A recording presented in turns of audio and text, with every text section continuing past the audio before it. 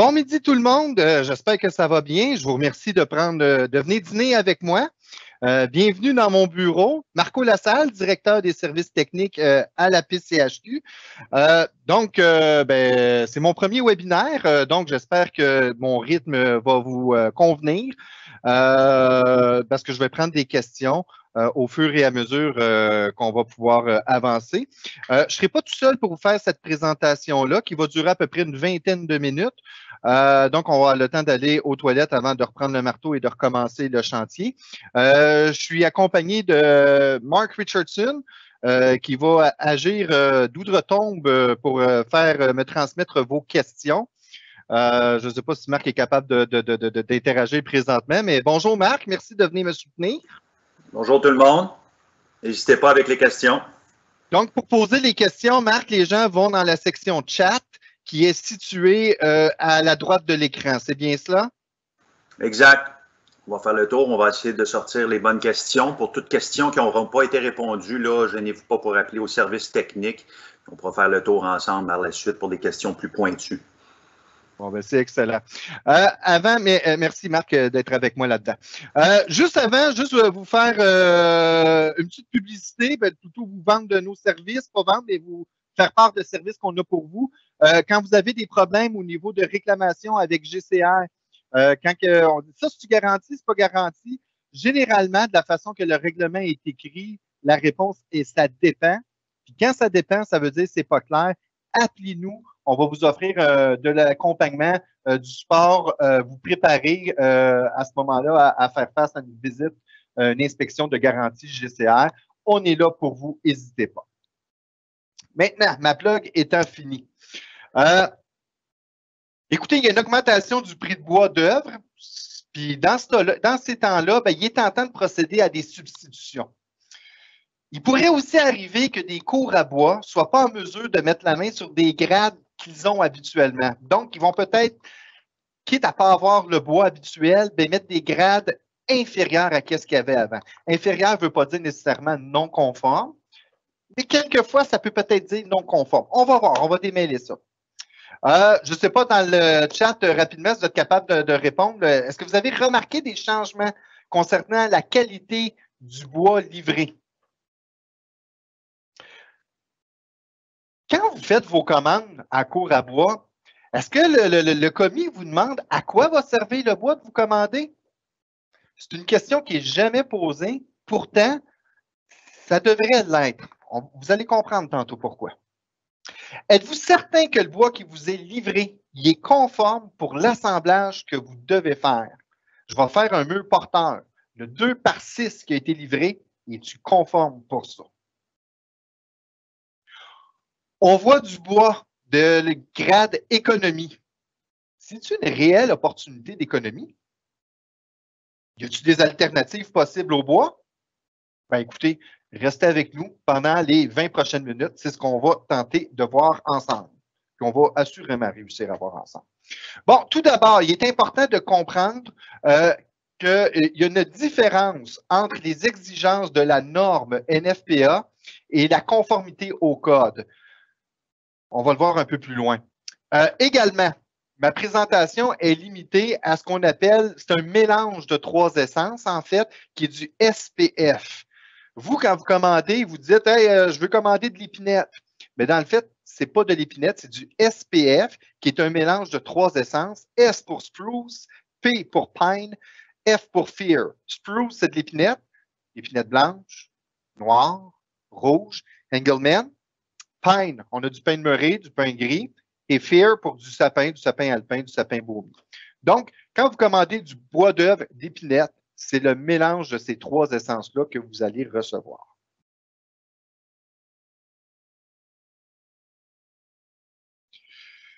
Donc, il y a 2 éléments importants à distinguer. Il y a les exigences au niveau de la norme NLGA, qui veut dire National Lumber, NLGA, National Lumber Grade Authority, excusez-moi, je l'avais en français, qui est Commission nationale de classification des sillages, qu'on n'utilise jamais comme tel. Donc, NLGA est une norme pour classifier le bois, pour dire un bois de telle qualité, bon, on va le mettre dans telle catégorie. Le code, lui, il va déterminer les qualités minimales du bois qui doit être utilisé pour certains assemblages. Pour une cloison non porteuse, je n'ai pas besoin d'un bois qui est aussi solide que pour une poutre, exemple. Donc, on va avoir certaines qualités. Le code va dire qu'est-ce que je peux utiliser pour quel assemblage, alors que NLGA fait juste dire voici comment classer le bois. Fait qu'en français, là, ce que je veux dire, c'est que c'est pas parce qu'une pièce de bois est estampillée, homologuée NLGA, qu'elle est conforme pour la construction. Par contre, la pièce doit être homologuée.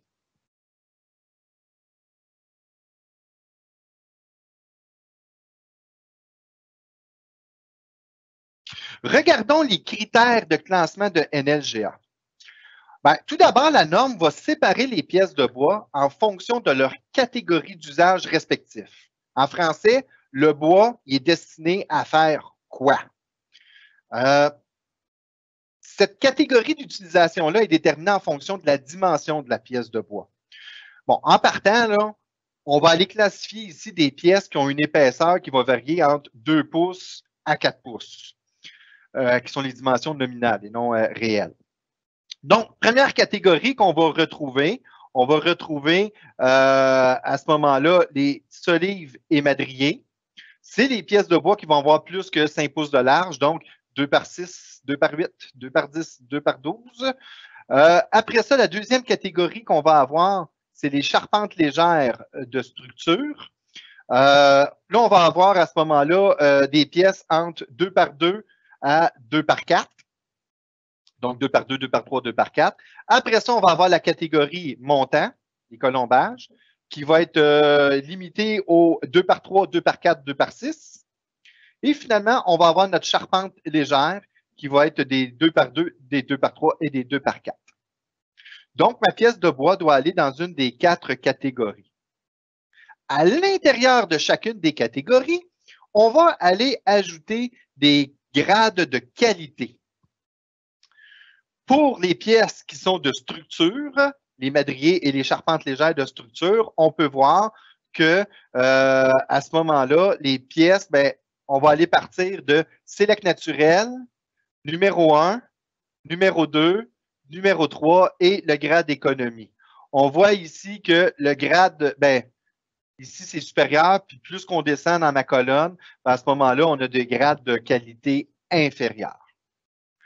Lorsqu'on est dans la catégorie des montants, les termes de qualité vont changer. Les grades de qualité, on va avoir stud ou économie.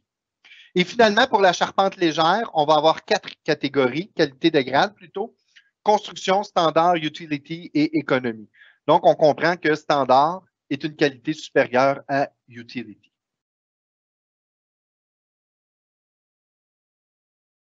Pour l'instant, je vous demande juste de comprendre. Vous allez voir de ce qu'on va aller plus loin. Donc ici, j'ai un tableau résumé de ce que je viens de vous mettre. C'est du classement en fonction des normes NLGA qu'on va avoir. Donc, mes pièces de bois selon leur catégorie. C'est pas, je pourrais avoir un 4 par 4, là, ça pourrait rentrer là-dedans. Le tableau n'est pas exhaustif, c'est juste pour faciliter la compréhension. Par contre, ce qu'on peut comprendre ici avec le tableau, c'est qu'un 2 par 4 pourrait être classé dans une charpente légère de structure,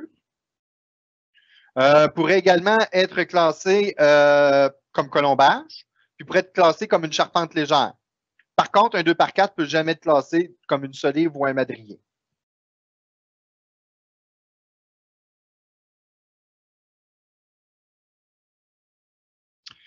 De quelle façon sont classées les pièces de bois? On l'a vu pour la catégorie d'usage, c'est en fonction de sa dimension. Mais après ça, au niveau du grade de qualité, c'est essentiellement des critères de classification visuelle. Donc, il y a des normes au niveau des gerces, des fentes, des traces de résine et des stries de résine sur les morceaux, au niveau des nœuds, des courbures, également des altérations du bois comme des caries. Également, c'est important de comprendre, c'est un classement visuel qui n'est pas 100% parfait. La norme permet qu'il y ait jusqu'à 5% de bois d'une classe inférieure qui se retrouve dans une grade de qualité supérieure. C'est-à-dire que si je commande 100 colombages de grade numéro 1, ben, ça peut arriver que j'en ai 5 qui vont être estampillés numéro 1, mais qui en réalité auraient dû être un numéro 2. C'est un classement visuel. Maintenant, on vient de voir les usages, on vient de voir les grades de qualité. Il y a un autre élément qu'on va aller voir dans le classement NLGA, c'est au niveau des teneurs en humidité. Ce qui est important, très important de comprendre, cette teneur en humidité-là, elle n'est bonne qu'au moment du rabotage. Elle ne tient pas compte du moment où elle est entreposée dans la cour à bois. Elle ne tient pas compte du moment où elle a été entreposée sur le chantier. Elle ne tient pas compte des intempéries. C'est vraiment juste au moment du rabotage. On a 3 catégories. On va avoir la catégorie S-Green pour Surface Green. Ça, c'est raboté avec un taux d'humidité supérieur à 19 %. C'est du bois vert. On va avoir la catégorie S-Dry pour Surface Dry, sèche en surface. C'est raboté avec un taux d'humidité inférieur à 19 %. Après ça, on va avoir la qualité, pas la qualité, mais la teneur codée pour Kiln Dry, qui est séché au four, qui, elle également, est rabotée à un taux d'humidité de 19 %. Donc, je rappelle, c'est important de comprendre que c'est des pourcentages d'humidité au moment du rabotage. Les taux d'humidité, pourquoi est-ce que c'est important? Bien, il faut comprendre que le bois, c'est un matériau hygroscopique, ce qui veut dire que sa dimension va fluctuer en fonction des taux d'humidité qu'il y a à l'intérieur. Moi, je vous dirais, idéalement, on devrait travailler avec du bois, si on veut limiter les différences de dimension, ce serait d'avoir un taux d'humidité aux alentours de 12 %. En fait, le point d'équilibre du bois, quand on est dans un milieu chauffé, comme l'intérieur d'un bâtiment, on va être à 8 à 12 %. Et pour la partie extérieure du bâtiment ou la partie non chauffée, on va plutôt être à 11 à 16 %. Si le bois il est trop sec, quand le point d'équilibre va être atteint, donc il va augmenter en humidité, il va gonfler. S'il est trop humide, ce qui est plus souvent le cas, qu'est-ce qui va arriver? Il va avoir un retrait, particulièrement au niveau de l'épaisseur. Hein? Dans le 1,5 pouce, c'est là qu'il va épaissir. Ce n'est pas vraiment dans la longueur de la fibre. Ton morceau que tu as coupé à 8 pieds, il va encore avoir 8 pieds, il va encore avoir son 96 pouces. Je ne pense pas que tu vas perdre un 32e sur une longueur de 8 pieds. Je vous rappelle que la norme, elle a juste régi en fonction du bois qui était au moment du rabotage. Le code, lui, ce n'est pas ça qui va vous exiger. Pourquoi c'est important, les taux d'humidité? Ben, c'est parce qu'une pièce qui était à 19 % d'humidité, lorsqu'elle va atteindre son point d'équilibre, exemple à 12 %, ben, elle pourra avoir jusqu'à 1/8 de pouce de retrait. Donc, à mon premier étage, lorsque j'ai ma lisse basse, ma sablière qui a 2 morceaux, 1,8 plus 1,8 plus 1,8, je suis rendu à 3/8 de pouce potentiel. C'est pas mal dans le maximum, mais c'est quand même potentiel. Si j'ai un deuxième étage, ben j'ai 3,8 plus 3,8. Là. Ici, là, je peux avoir un potentiel de 3/4 de pouce. Et si j'ai 3 étages et j'additionne tous mes retraits, ici, je pourrais avoir jusqu'à 1 pouce et 1,8 de retrait. Donc, je vous dirais, un bois qui est plus humide, au niveau du colombage, quand il est en position verticale, ce n'est pas tant ça qui est problématique, mais un bois qui a un taux d'humidité près du 19 % lorsqu'il est en couche, c'est vraiment pas une bonne pratique. C'est là que ça va influencer le plus des mouvements et avoir des fissures qui risquent d'apparaître au niveau des parements. Et même des parements extérieurs comme des vinyles qui pourraient se déclipser, si on voit ça souvent. Bon, j'achève avec la norme, puis après ça, je vais rentrer vraiment dans ce qui vous concerne au niveau du code. Maintenant, je veux que vous compreniez qu'est-ce que vous avez reçu en chantier. Est-ce que ça marche ou ça ne marche pas? Bon, bien, chaque pièce de bois doit avoir une estampille qui indique les informations nécessaires pour le voir. Première chose qu'on va voir, ici, on va avoir l'estampille de la province de provenance, de l'autorité qui applique la norme, comme ici, c'est le Conseil de l'industrie forestière du Québec. On va voir l'essence qui a été utilisée. SPF, Screw Spine Fear. On va avoir la teneur en humidité, S-Dry, il a été séché en surface au moment du rabotage.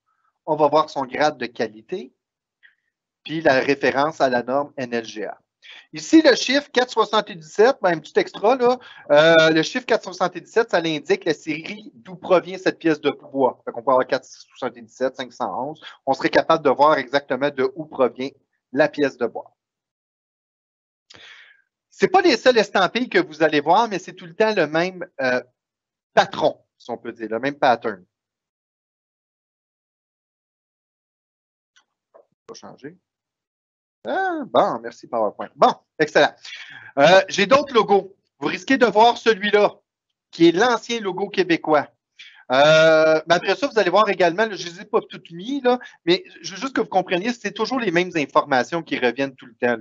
On peut avoir, par exemple, Ontario Lumber Manufacturer Association qui est ici, Pacific Lumber Inspection Bureau, Canadian Mill Service Association en Colombie-Britannique, Alberta Forest Product Association, puis ici au niveau des Maritime Lumber Bureau. De manière générale, ce qui est 2/6 et moins, vous allez voir à peu près toujours les logos québécois. À partir de 2/8, des fois c'est québécois, des fois ça vient de l'extérieur. Au-dessus de 2/8, plus souvent qu'autrement, vous allez voir des logos qui viennent de l'extérieur. Les pièces plus grandes, on a de la difficulté à les produire ici au Québec. Nos arts ont de la misère à les produire. Maintenant, en bonne place, moi. J'ai mon tableau ici qui est NLGA, qu'on a vu tantôt. Et ici, j'ai mis, c'est ma source, c'est le Code de construction du Québec qui va aller m'indiquer à ce moment-là qu'est-ce que je peux faire. C'est le tableau 9321 qui m'indique qu'est-ce que je peux aller faire, qu'est-ce que je peux utiliser en fonction de ce que je veux aller monter. C'est là ici que c'est intéressant, ça vient voir là, sur votre travail, quand vous recevez avec le label, avec l'estampille, est-ce que j'ai reçu, est-ce que je peux l'utiliser pour ce que je veux faire? Le code ici, il me dit pour une ossature murale à poteau, des éléments non porteurs, je peux utiliser la catégorie stud, la qualité stud, utility et tout ce qui est en haut, et la catégorie numéro 3 et tout ce qui est en haut, j'ai le droit. Donc, je comprends que l'économie, je n'ai même pas le droit de faire un mur non porteur avec ça. Si je veux faire une ossature murale à poteau, je veux faire un mur porteur. Bien là, à ce moment-là, j'ai droit à la catégorie stud, j'ai droit à la catégorie standard, utilité, j'ai plus le droit de l'utiliser, et je peux utiliser numéro 2 et supérieur. Numéro 3 n'est plus permis, rendu là. Donc, c'est là qu'on voit que les catégories de grades de qualité ont une influence sur ce que vous pouvez faire et ce que vous ne pouvez pas faire. De manière générale, intuitivement, ce que vous recevez sur vos chantiers, pour me promener beaucoup, c'est du numéro 2, du stud. C'est ça que vous recevez en majorité sur vos chantiers. Mais là, on commence à avoir de plus en plus de numéro 3. C'est là qu'il faut être prudent. Économie, qu'est-ce qu'on fait avec ça? On voit qu'il n'est pas accepté au niveau du code. Écoutez, ce n'est pas interdit de l'utiliser dans d'autres fonctions pour ce qui est des ouvrages non permanents. J'ai besoin de me faire des piquettes pour retenir mon coffrage pour mon trottoir qui s'en va au cabanon. L'économie pourrait être une bonne économie pour ça. Remarquez que tout matériau qui est laissé sur un chantier, c'est une opportunité pour un charpentier de l'utiliser et d'aller le mettre. En tout cas, je vous soulève ça comme ça, tout simplement. Maintenant, on va valider un peu. Moi, je vois ce label-là, cette estampille-là sur une pièce de bois. Est-ce que je peux l'utiliser pour une cloison non porteuse? Est-ce que je peux l'utiliser pour un mur extérieur? Est-ce que je peux l'utiliser pour une poutre? Ben, encore là, il faut que je me réfère au code. Où est-ce qu'on a ici? Moi, je vois c'est un numéro 2 dans du SPF qui est séché. Le taux d'humidité n'a pas de valeur à ce niveau-là. Ben, je peux l'utiliser dans toutes ces fonctions-là parce que c'est un numéro 2. Donc, le code me le permet pour les murs non porteurs, me le permet pour les murs porteurs. Dans le numéro 2, je peux faire des poteaux. Je n'ai pas de problème avec ça. On peut y aller.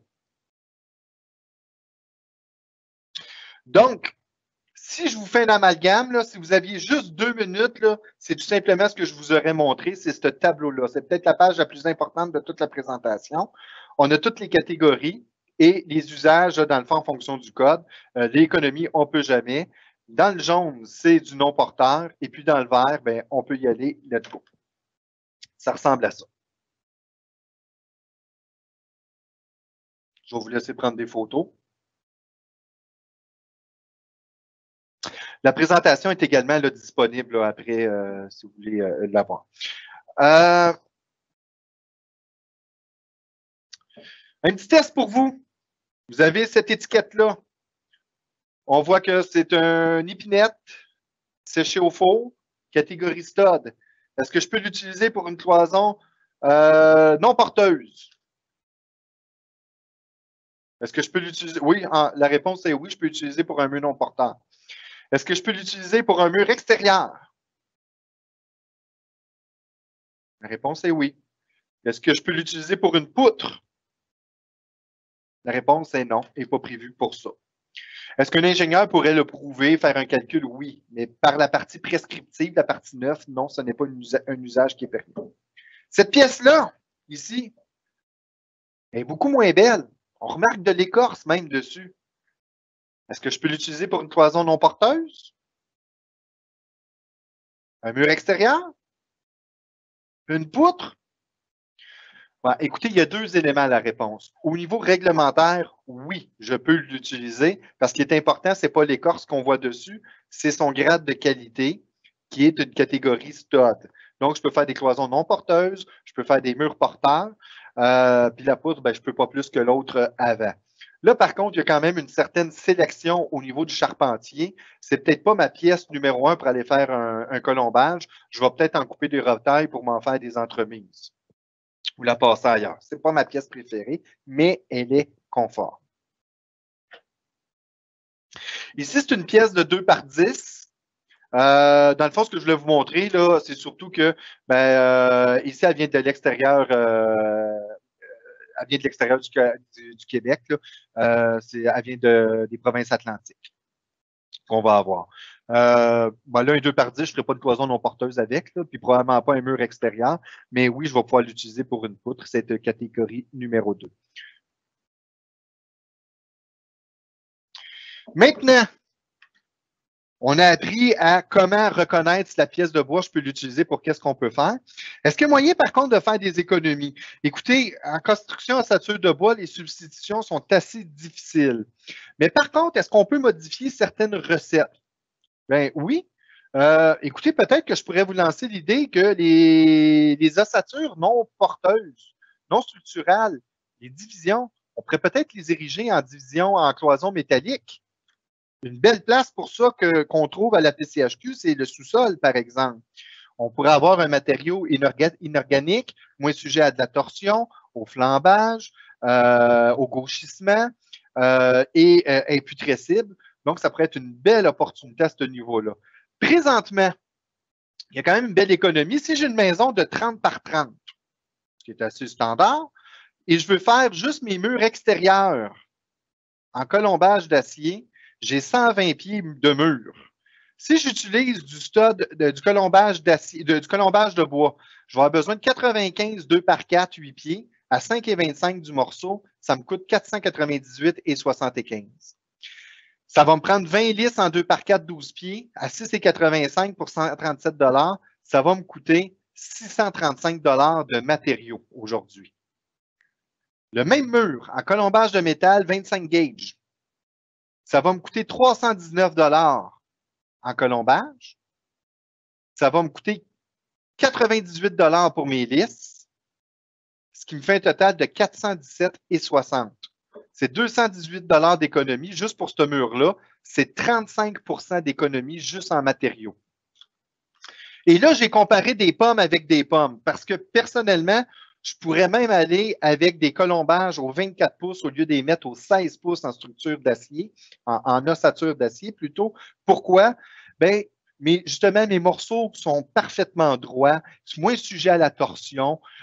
Donc, je peux les espacer. Mon gyps, il va avoir moins de réaction, je vais avoir moins de fissures de retrait. En fait, je n'aurai pas de retrait au niveau de mes ossatures. Donc, je pourrais même réduire mon nombre de colombages là-dessus.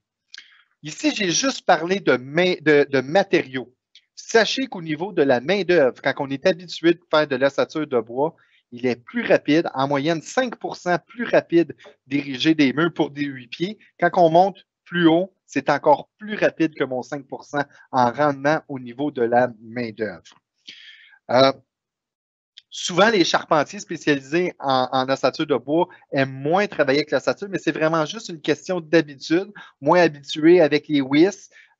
Pour les couleurs, laquelle tourne à gauche, à droite. On n'est pas obligé de les couper juste avec des wisses. On peut aller utiliser à ce moment-là une rectifieuse. On peut utiliser une scie avec la lame qui est adaptée, exemple un onglet. J'en connais même qui est coupé tout d'un coup. En tout cas, il y a plusieurs moyens de gagner du temps à ce niveau-là. Donc, c'est ça ici, juste pour un mur extérieur, 35 d'économie au niveau des matériaux.